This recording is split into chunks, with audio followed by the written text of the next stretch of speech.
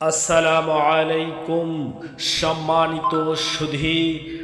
আগামী 4 ডিসেম্বর দুপুর 2 ঘটিকায় Nandigram Mansur Hossain degree college মাঠে ঐতিহাসিক ছাত্র ও যুব সমাবেশ অনুষ্ঠিত হতে যাচ্ছে। বাংলাদেশ জামাত ইসলামী মনোনীত বগুড়া 4 আসনের সংসদ সদস্য প্রার্থী ডক্টর মোস্তফা ফয়সাল পারভেজের আমন্ত্রণে অতিথি হিসাবে উপস্থিত থাকবেন বাংলাদেশ ইসলামী ছাত্র শিবিরের কেন্দ্রীয় সভাপতি মোহাম্মদ জাহিদুল ইসলাম।